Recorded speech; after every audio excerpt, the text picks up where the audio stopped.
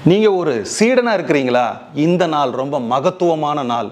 எந்த ஒரு சொல் உலகத்தில் இருக்கக்கூடிய மகிழ்ச்சியை ஒட்டு மொத்தமாக கொண்டு வந்து நம்மளோட மனசுல இறக்கும் அப்படின்னா அந்த சொல்லுக்கு பேரு குரு.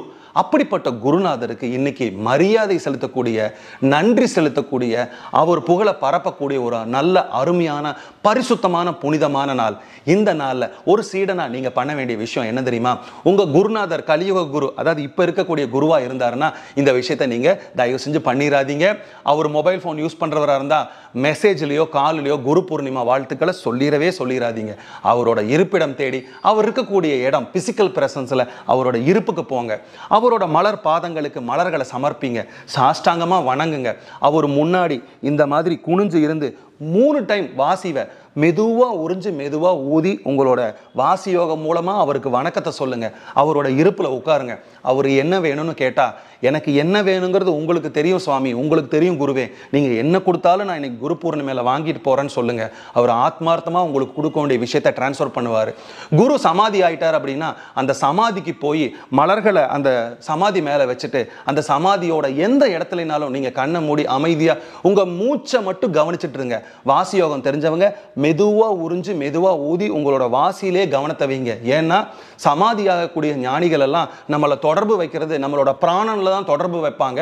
அதனால உங்க பிராணனை உள்குள்ள நடக்கக்கூடிய சுவாசத்தை கவனிச்சுட்டு அமைதியா இருந்துட்டு வாங்க. அன்னைக்கு யாரு கூடயும் பேசாம ஒரு விளக்கு மட்டும் வச்சுட்டு வந்தீங்கன்னா ரொம்ப உத்தமம். ஒருவேளை வீட்டில் இருக்கிறீங்க அப்படின்னா குருநாதரோட படத்தை ஒரு வெள்ளை விரிப்புல குருநாதரோட படத்தை வச்சு மலர்கள் போட்டு ஒரு தீபம் ஏற்றி அந்த குருநாதர் படத்துக்கு முன்னாடி சாஷ்டாங்கமாக வணங்கிட்டு எந்திரிச்சு இதே மாதிரி உட்காந்து 3 தடவை மெதுவாக வாசியை இழுத்து உறிஞ்சு ஊதிட்டு அவர் முன்னாடி தியானத்தில் ரொம்ப நேரம் உட்காருங்க. அதுக்கப்புறம் தியானத்திலிருந்து வெளிச்சு அவரோட உருவத்தை பார்த்துட்டே இருங்க. நீங்கள் எதுவும் அவர்கிட்ட வேண்டாதீங்க.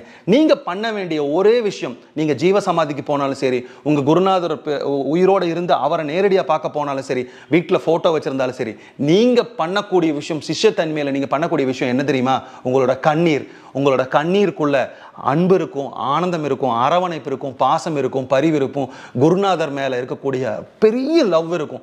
இதெல்லாம் தாண்டி அவருக்கு நீங்கள் கிராட்டிடியூட் சொல்லுங்க, நன்றி உணர்வை வெளிப்படுத்துங்க. நன்றி நன்றி நன்றின்னு மனதில் கோடி தடவை சொன்னால் கூட அவருக்கு பத்தாது. இந்த விஷயமெல்லாம் இந்த குரு பூர்ணிமாவில் பண்ணுங்க.